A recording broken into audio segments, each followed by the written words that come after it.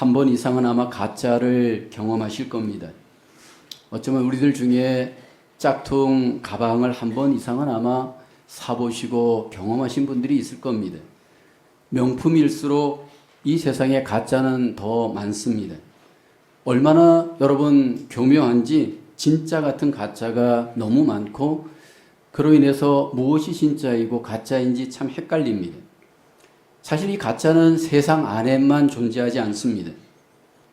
안타깝게도 교회 안에도 가짜가 있습니다.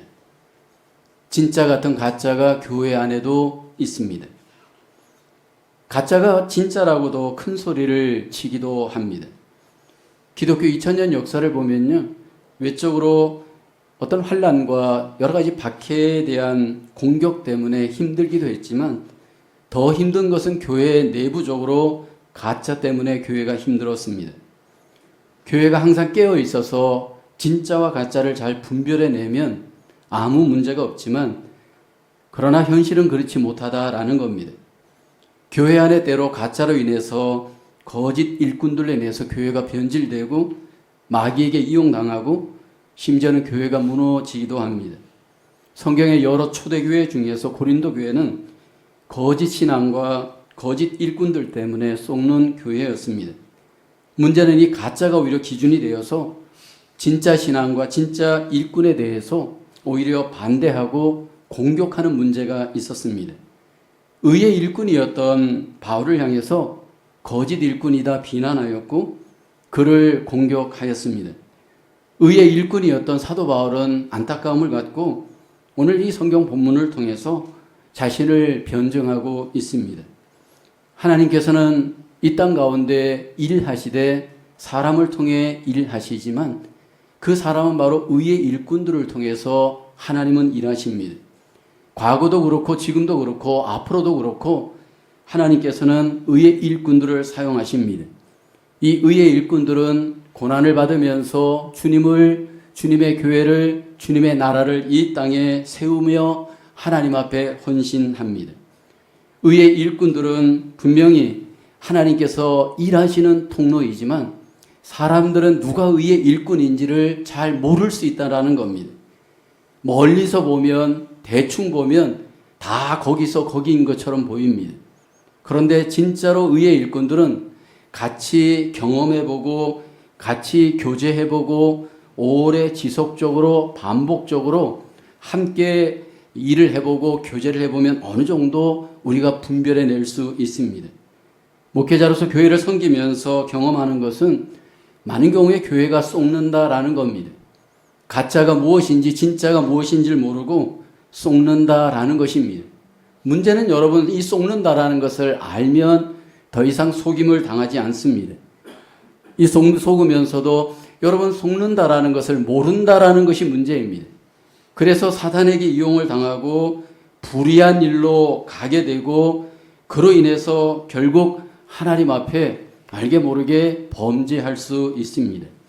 잘못된 기준을 갖고 미련하게 어리석게 속임을 당하는 이 교회의 모습을 바울은 안타깝게 여기면서 무엇이 의이고 의의 일꾼인지 오늘 본문을 통해서 우리에게 말씀을 합니다. 과연 의의 신앙, 의의 일꾼은 어떤 증거가 있을까요? 첫째로 의의 일꾼, 교회를 정결하게 세우기 위해 하나님의 열심을 냅니다. 본문 2절을 볼까요? 내가 하나님의 열심으로 너희를 위하여 열심을 내노니 내가 너희를 정결한 처녀로 한 남편인 그리스도께 드리려고 중매함이로다. 그러나 나는 이라고 합니다. 의의 일꾼이었던 사도 바울은 하나님의 열심을 갖고 교회를 섬겼습니다. 여기 바울이 가졌던 이 열심이라고 하는 단어는 그 원어의 의미는 시기, 질투의 의미가 있습니다.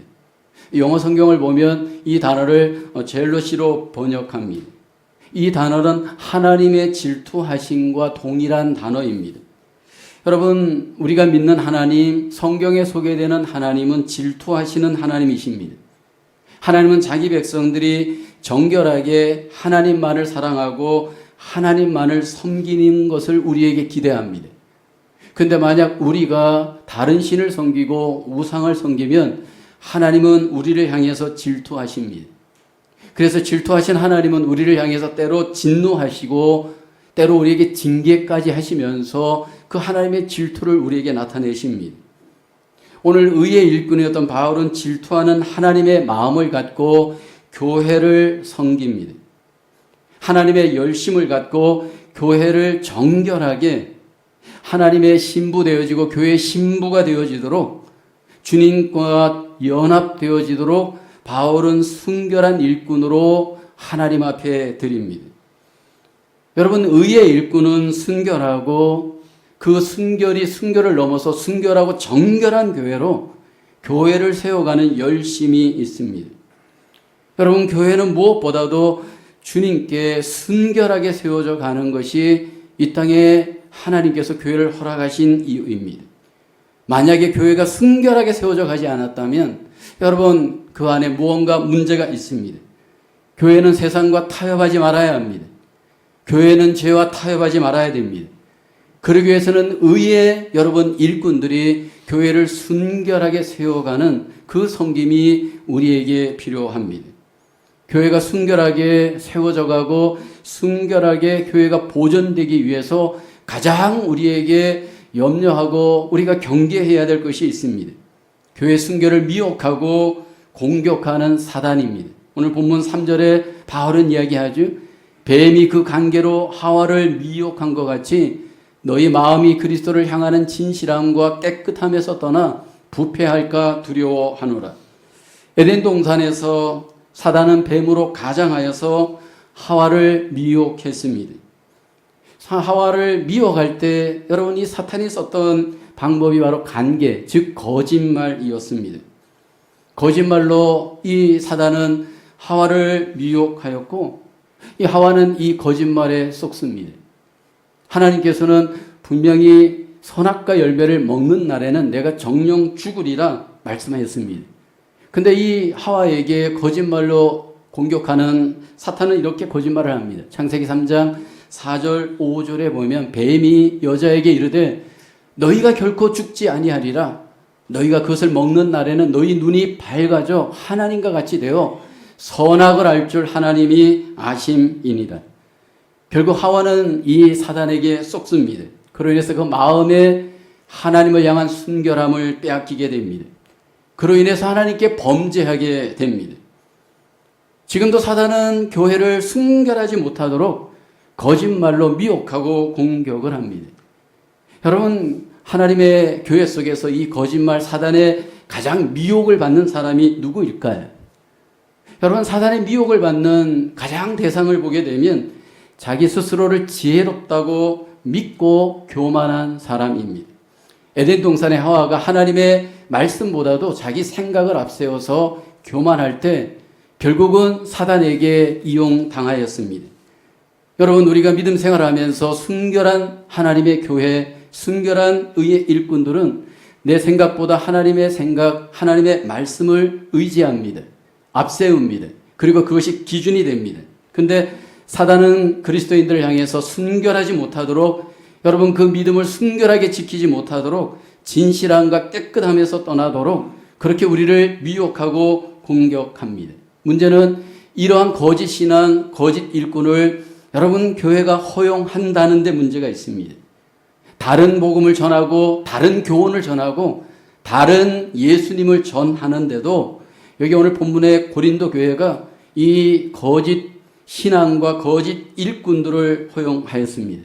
그로 인해서 교회가 결국 변질되어지고 책망의 대상이 됩니다.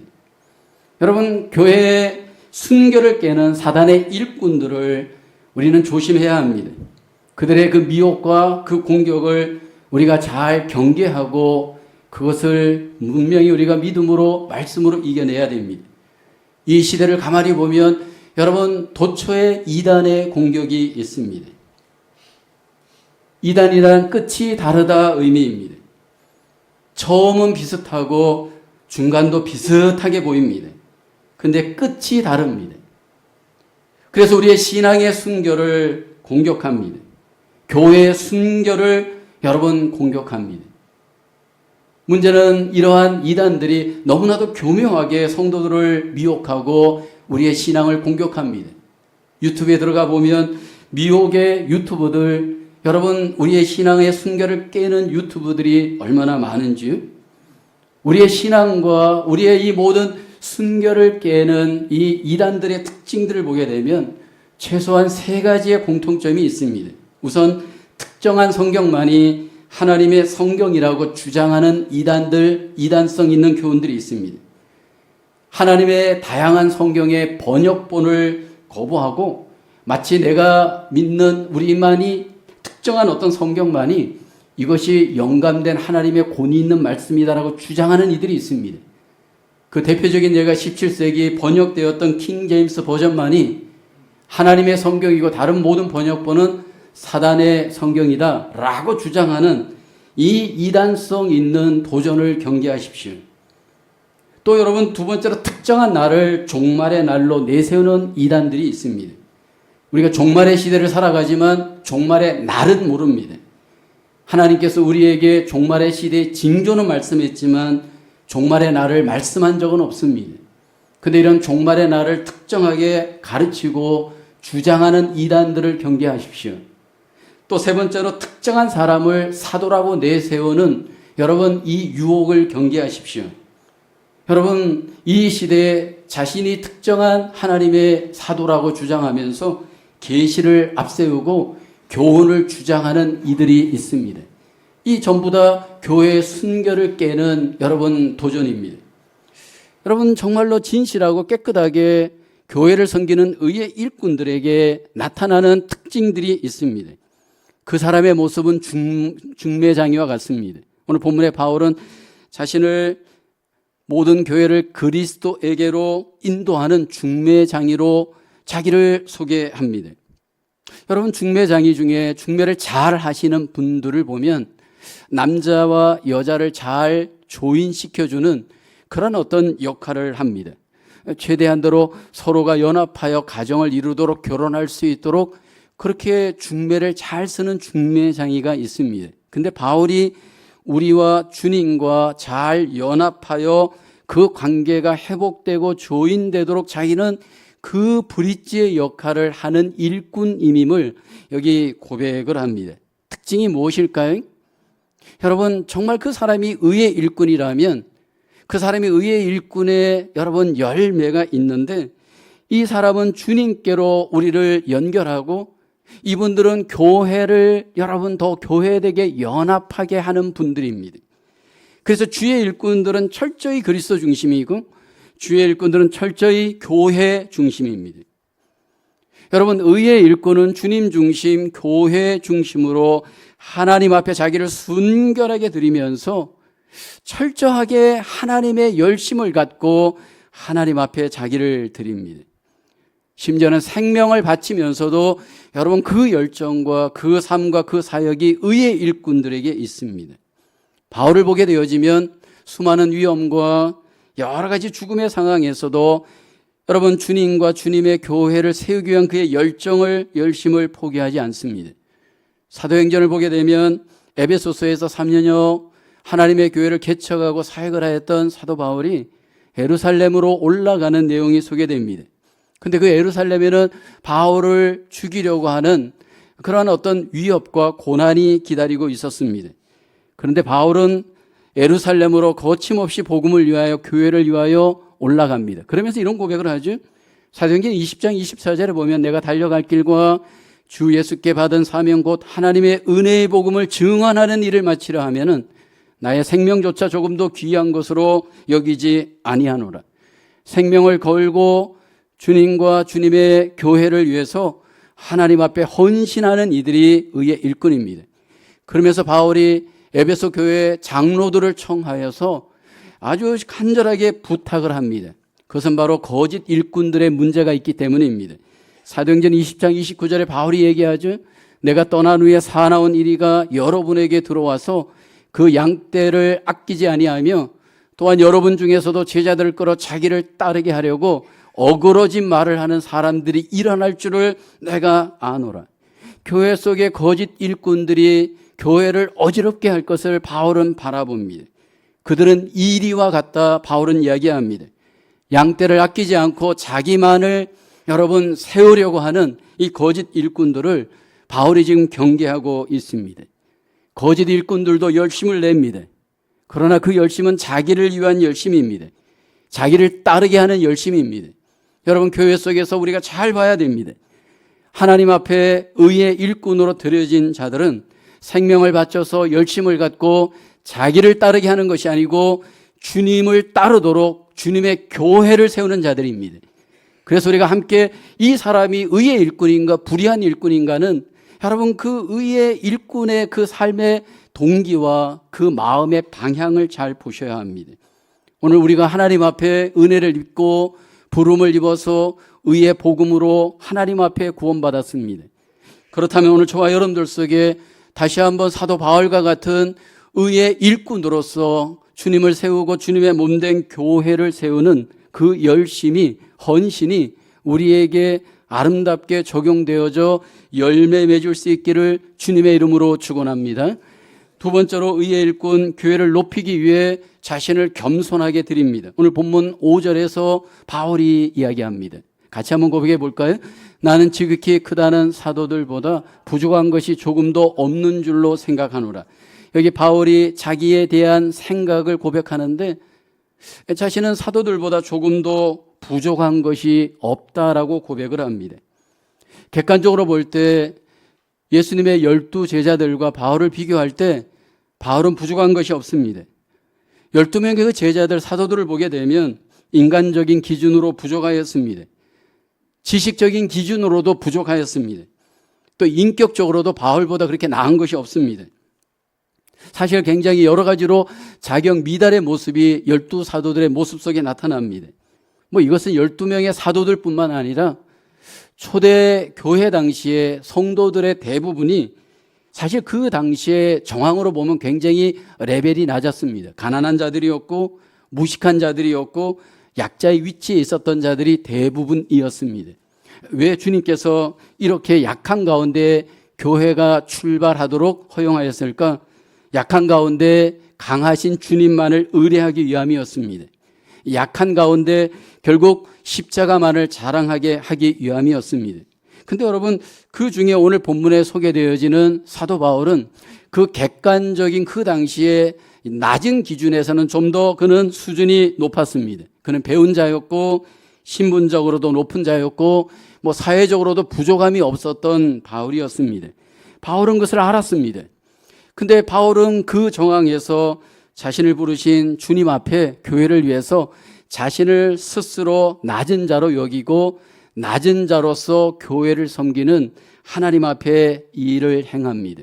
그러면서 바울은 그렇게 했던 이유를 이렇게 고백합니다. 7절에 보면 내가 너희를 높이려고 나를 낮추어 하나님의 복음을 값없이 너희에게 전함으로 죄를 지었느냐.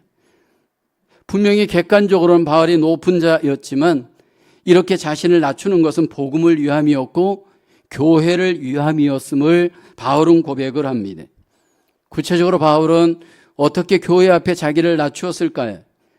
바울은 사도직의 권세를 철저하게 내려놓고 자신을 종으로 드립니다. 사도로서의 그 모든 권세를 내려놓고 복음을 위하여 교회를 위해서 의의 일꾼으로 쓰임받습니다. 고린도전서 9장 19절에 바울은 그런 고백을 하죠. 내가 모든 사람에게서 자유로우나 스스로 모든 사람에게 종이 된 것은 더 많은 사람을 얻고자 함이라. 복음을 위해서, 교회를 위해서 분명히 그는 권세 있는 사도의 위치였지만 종으로 내려가서 철저하게 교회를 높이고 섬기는 일꾼이었습니다. 한 걸음 더 나아가 그가 어떻게 교회를 위해서 자기를 낮추었을까요? 자신이 사도로서 받을 수 있는 베네핏을 자기 스스로 포기하고 그 권리를 내려놓습니다. 그래서 고린도 교회에서 그가 사역할 때 교회에 폐를 끼치지 않기 위해서, 누를 끼치지 않기 위해서 그는 교회로부터 오는 샐러리를 받지 않습니다. 바울은 모든 자기가 받을 수 있는 베네핏을 스스로 내려놓고 포기합니다. 그래서 바울은 고린도 교회를 세울 때 천막 만드는 일을 합니다. 생활비 보조를 분명히 받을 수 있지만 다른 좀 더 어떤 교회로부터 받고 이 연약하고 개척 지경에 있는 고린도 교회로부터는 그는 모든 생활의 지원을 받지를 않습니다. 모든 권리를 내려놓고 모든 이익을 내려놓고 그는 조심하고 또 조심하면서 의의 일꾼으로서 자신을 내려놓습니다. 여러분, 이 사람이 정말 의의 일꾼인가? 정말 그리스도의 복음에 의에 합당한 신앙인가? 어떻게 우리가 체크할 수 있느냐 하면 그 사람에게 희생과 겸손의 모습이 있는가가 여러분 기준이 될 수 있습니다. 그리스도의 의 되신 복음이 내 안에 있고 그리스도의 몸된 교회가 여러분 우리에게 있다면, 때로 주님이 나에게 원한다면 우리는 나를 내려놓고 교회를 높이고 나를 내려놓고 교회를 세우기 위하여서 희생하고 여러분 섬깁니다. 그 겸손의 그 모습을 사도 바울은 나중에 덕으로서 우리에게 말합니다. 로마서 15장 2절에 보면 바울이 얘기하죠. 우리 각 사람이 이웃을 기쁘게 하되 선을 이루고 덕을 세우도록 할지니라. 덕을 세우는 것이 바로 겸손입니다. 나를 낮추고 남을 높이는 것이 바로 덕입니다. 의의 일꾼은 덕으로서 교회를 세우고 덕으로서 주님을 세우고 덕으로서 하나님의 나라를 세우는 모습이 의의 일꾼에게는 객관적으로 있는 하나님의 모습입니다. 여러분, 이렇게 겸손하게 덕을 갖고 교회를 섬길 때 그 의의 일꾼들이 교회에서 정당하게 인정과 평가를 받을까요? 그렇지 않습니다. 오늘 본문에 바울이 그렇게 의의 일꾼으로서 덕스럽게 자기를 내려놓고 희생하면서 교회를 섬길 때 교회에 헛된 판단이 있었습니다. 특별히 고린도 교회 속에 바울을 판단할 때 바울의 설교에 대한 비판이 있었습니다. 바울의 말이 시원하지 않다라고 바울을 비판하는 자들이 있습니다. 본문 6절에 말하죠. 내가 비록 말에는 부족하나 지식에는 그렇지 아니하니라고 합니다. 지금 고린도 교회 안에 바울을 비판하는 이들은 바울의 말이 시원하지 않다, 설교가 시원하지 않다 그러면서 바울을 비난합니다. 근데 바울은 이야기합니다. 인정합니다. 나 그래, 말은 비록 내가 부족하다, 그러나 나에게는 그리스도의 지식이 있다 고백을 합니다. 여러분, 우리가 믿음 생활을 하는 데 있어서 말이 능력이 아닙니다. 말이 여러분 우리에게 있어서 우리의 어떤 의의 일꾼의 기준이 될 수 없습니다. 그리스도의 참 지식을 바울은 소유하고 있다 고백을 합니다. 여기서 말하는 지식이란 무엇일까요? 예수 그리스도를 아는 그의 마음, 예수 그리스도를 닮는 그의 인격. 여러분, 이것이 바로 주님께서 의의 일꾼들에게 갖게 하는 아름다운 기준과 능력이 되는 줄로 믿습니다. 왜 고린도 교회는 그 당시에 말을 기준으로 일꾼을 판단했느냐 하면 그 당시에 로마 나라에서 가장 인정받는 일꾼들 능력을 여러분 웅변과 변증의 능력입니다. 이런 세상적인 기준이 교회 안에 들어와서 일꾼들을 헛된 기준으로 판단하는 그 연약함이 고린도 교회 안에 있습니다. 여러분, 그리스도의 지식이 우리 안에 있다면 그 지식이 우리 안에 머문 증거는 나를 낮추고 여러분 교회를 높입니다. 내 신앙을 점검해 볼 때 내 중심으로 나를 높이는가, 나를 통해서 교회를 높이는가, 이것이 내 안에 의의가 있는지 없는지 판단할 수 있는 근거가 됩니다. 심지어 바울은 의의 일꾼으로서 자기의 권리인 사례를 받을 수 있는 모든 베네핏을 자발적으로 포기합니다. 근데 거짓 일꾼들은 이것을 갖고 또 바울을 공격합니다. 바울이 이렇게 양보하고 내려놓는 이유는 뭔가 그가 사도로서 결함이 있기 때문이다. 그러면서 바울을 공격하였습니다. 이 시대에 하나님께서 의의 일꾼을 통해 여전히 교회 속에 일하시고 교회를 세워갑니다. 근데 의의 일꾼들에게는 그 의의 기준이신 주님을 닮은 겸손이 있습니다. 하나님은 여전히 살아계셔서 겸손한 일꾼을 통해서 하나님의 나라를 이 땅에 세워 가십니다. 구약으로부터 신약에 이르기까지, 오늘에 이르기까지 이것은 너무 일관된 주장입니다. 일관된 가르침입니다. 근데 여러분, 우리가 잘 봐야 될 것은 어떤 한 사람이 의의 기준으로, 의의 일꾼으로 겸손하게 주님 앞에 부름받고 쓰임 받을 수도 있지만 때로 그 사람이 변질되어져 버림받을 수도 있음을 잘 보셔야 합니다. 구약의 사울은 그 대표적인 예이죠. 하나님이 그를 일대 이스라엘 왕으로 부른 이유는 아주 간단합니다. 겸손했기 때문입니다. 이것은 그때나 지금이나 똑같습니다. 많은 기준 중에 만약 딱 하나, 이 사람이 정말로 의의 일꾼인가 하나님 나라의 일꾼인가를 가장 나타내는 외적 기준을 하나 꼽으라 한다면 겸손입니다. 하나님께서 겸손한 사울을 픽업합니다. 그리고 그 겸손한 사울과 함께 하십니다. 근데 여러분, 그 사울이 어떻게 됩니까? 변질되었습니다. 교만하게 변질될 때 어떻게 할까요? 하나님께서 아주 냉정하게 그를 버리십니다. 여러분, 우리가 기억하셔야 됩니다. 저도 여러분도 하나님의 전적인 은혜로 부름을 받고 쓰임을 받고 하나님을 위해 일을 한다면 처음도 중간도 마지막도 여러분, 우리가 끝까지 겸손하게 의의 일꾼으로 주님 앞에 쓰임 받을 수 있기를 주의 이름으로 축원합니다. 때로 여러분, 교회 속에 이 겸손한 일꾼들은요, 인간적으로 볼 때 굉장히 약해 보입니다. 인간적으로 볼 때 어리석어 보입니다. 인간적으로 볼 때 굉장히 미련하게 보입니다. 뭔가 자기 주장, 자기 소리, 자기 무언가를 내면서 여러분, 무언가 그렇게 해야 이 사람 굉장히 리더십도 있고 뭔가 교회를 위해서 주님을 위해서 일하는 것처럼 보입니다. 그런데 하나님의 일하심은 그렇지 않습니다. 겸손한 사람은 주님을 드러내기 위해서 철저히 자기를 숨기고 내려놓습니다. 본문에 바울이 그랬잖아요. 여러분, 이것은 사실 세상 나라도 그렇습니다. 제가 경험한 많은 세상 사람들 중에 고수들, 자기 분야의 고수들을 보면 여러분, 공통점이 하나 있는데 겸손합니다. 예를 들어서 운동의 고수들, 여러분 굉장히 겸손합니다. 공부를 정말 잘하는 그 고수들을 보면 굉장히 겸손합니다. 어떤 기술의 고수들 딱 보면요, 굉장히 겸손합니다. 사실 저는 개인적으로 운동 중에 테니스를 좋아하는데 사실 굉장히 테니스의 고수였던 많은 사람들이 있지만 많은 사람들에게, 많은 테니스인들에게 가장 인정과 인기를 얻었던 한 사람이 있습니다. 은퇴를 했지만 페더러라고 하는 스위스의 운동선수였습니다. 여러분, 이 페더러라고 하는 선수는 사실은 여러분 20여 년간 테니스계를 거의 우승 모든 그 경기에서 항상 이렇게 상금을 받고 지배하는 정도로 굉장히 탁월한 실력이 있었습니다. 근데 사람이 그렇게 실력만 있어서 인정을 받는 것은 아닙니다. 그의 그 멋있는 테니스의 어떤 자세, 어떤 그 실력, 그것도 중요하지만 그는 겸손하였습니다. 그 겸손함으로 인해서 그의 운동도, 그의 인기도 사람들에게 인정을 받습니다. 여러분, 사람이 가장 힘든 것이 겸손입니다. 인생을 살면 살수록 경험하는 것이 그리스도가 내 안에 의가 되지 않고는 여러분, 우리는 겸손할 수 없습니다. 예수 그리스도가 내 안에 주인 되지 않고는 겸손할 수 없습니다. 조금만 우리가 무언가를 하게 되면 공로감이 나타나고 자기 의가 나타나고 여러분, 알게 모르게 우리가 교만한 것이 우리의 본성 아닌가요? 그러나 그리스도의 의가 우리 안에 의가 되어지고 예수 그리스도가 우리 안에 주인 되어져서 우리의 마음의 중심이 되어지면 결국 우리는 겸손하게 주의 일꾼으로, 의의 일꾼으로 드리게 되는 줄로 믿습니다.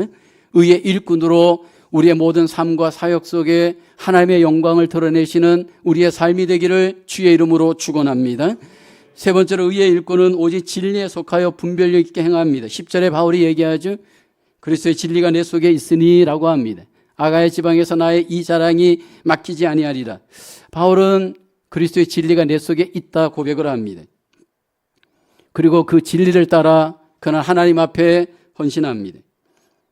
그러면서 바울은 사람들의 판단에 흔들리지 않겠다 고백합니다.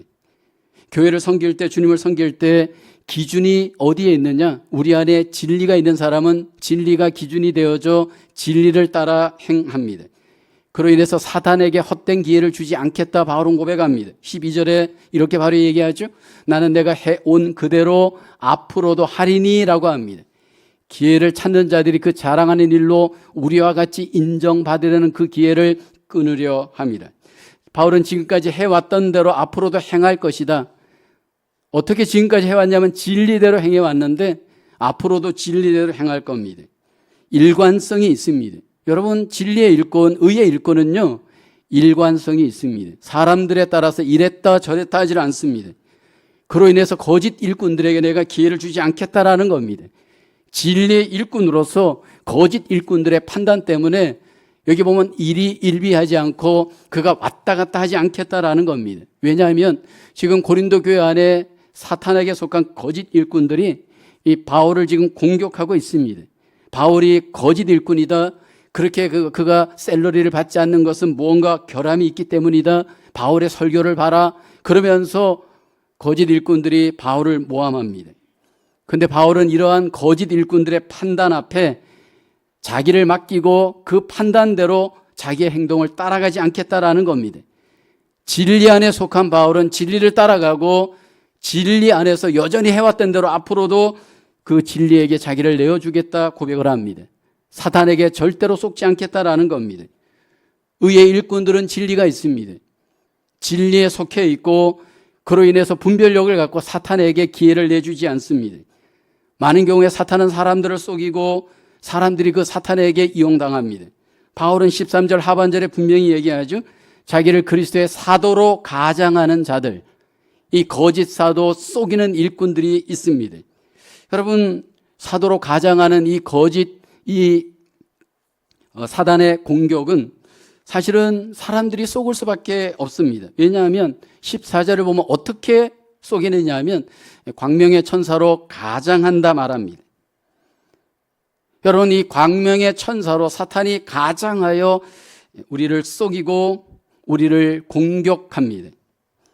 많은 경우에 사람들이 이단에게 속고 싶어 속는 것이 아니고 광명의 천사처럼 속이는 것에 미혹당하기 때문입니다. 한국에 지금도 문제가 되고 있는 대표적인 이단, 이민교회도 공격하고 있는 대표적인 이단 중에 신천지 이단이 있습니다. 여러분, 이들의 외적인 모습을 보면 광명의 천사와 같습니다. 성도들에게 접근할 때 광명의 천사로 접근을 합니다. 예를 들어서 내가 물질이 필요합니다 라고 하면 여러분 갑자기 물질을 막 내어줍니다. 예를 들어서 내가 음식이 없고 모자라고 필요하다면 음식을 만들어서 막 대접을 합니다. 아기를 돌볼 때 돌보미가 필요하다면 돌보미도 제공합니다. 심지어는 내가 일자리가 없으면 일자리까지 구해서 일자리를 제공합니다.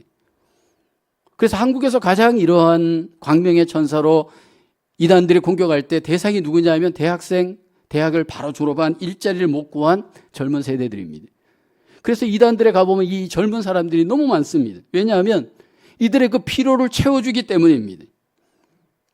그리고 거기 속아서 넘어가서 결국은 이용당합니다. 여러분, 이것이 오늘 우리 안에도 일어날 수 있는 문제인데 여러분, 속이는 이 사단의 세력은 언제나 있고 여기에 왜 사람들이 속느냐라는 겁니다. 속는 이유는 간단합니다. 내가 진리 안에 거하여 있지 않기 때문입니다. 내가 진리 안에 거하는 사람은 여러분 사람들에게 이용당하거나 속임을 당하거나 여러분 그 대상이 될 수가 없습니다. 진리에 속하게 되면 진리는 우리를 분별력이 있게 합니다. 하나님의 말씀은 살았고 운동력이 있어 여러분 좌우의 날성검보다도 예리하여서 여러분 우리에게 놀라운 분별력을 주는 줄로 믿습니다. 그래서 여러분 우리가 교회 생활을 할 때 교회가 진리 안에 거하였는가 아니면 비진리에 거하는가 또 내 삶 가운데 이것이 성령의 역사인가 사단의 역사인가 이것을 잘 우리가 분별해 내야 됩니다. 근데 특별히 여러분 사단이 광명의 천사로 우리를 유혹하고 공격을 할 때 항상 보이는 걸 갖고 우리를 공격합니다. 그 대표적인 것이 하나는 열심이고 또 하나는 기적입니다. 여러분 열심이 우리의 기준이 될 수 없습니다. 열심히 행한다고 그 사람이 주의 의의 일꾼이 될 수는 없습니다. 여러분 열심히 행했는데 그것이 사단을 위한 열심, 자기를 위한 열심일 수 있기 때문입니다. 더 문제는 여러분 많은 분들이 속는 이유는 이 보이는 기적과 같은 것들 이것들로 인해서 속임을 당합니다. 의의 일꾼들은 그 보는 것들을 보이는 것만 보는 게 아니고 보이지 않는 것들을 볼 수 있습니다. 말세를 당할 때 주님께서 이미 우리에게 이런 광명의 천사로 우리를 공격하는 이러한 유혹과 어려움을 이미 경계하십니다. 마태복음 24장 23절 24절에 주님이 말씀하죠. 그때 사람이 너희에게 말하되 보라 그리스도가 여기 있다 혹은 저기 있다 해도 믿지 말라. 거짓 그리스도들과 거짓 선지자들이 일어나 큰 표적과 기사를 보여 할 수만 있으면 택하신 자들도 미혹하리라. 여기 큰 표적과 기사를 보여준다라는 겁니다. 어떻게 주님 없이 큰 표적과 기사가 여러분 우리에게 보여질 수 있느냐라는 겁니다. 이스라엘이 애굽에서 나올 때 애굽의 마술사들도 기적을 행합니다. 애굽의 마술사들도 여러분 지팡이가 변하여 뱀이 되게 하죠. 물이 변하여 피가 되게 하죠. 그 물에서 개구리가 나오게 합니다. 근데 여러분 이 사단이 주는 기적들은 제한적입니다. 부분적입니다. 그 이후에는 그 기적을 행할 수 없습니다. 근데 중요한 것은 지금도 이러한 눈에 보이는 기적들, 눈에 보이는 이러한 증거들을 갖고 마치 거기에 하나님이 있는 것처럼, 진리가 있는 것처럼 여러분 우리를 미혹한다라는 겁니다. 혹시 나는 지금 쏟고 있지는 않는지, 내 자신이 지금 사단에게 이용당하여서 여러분 하나님 앞에 혹시 잘못된 길로 가고 있지는 않은지, 우리가 돌아봐야 될 것은 내 안에 진리가 있느냐, 진리에 거하고 있는가, 여러분 우리를 돌아보기를 원합니다.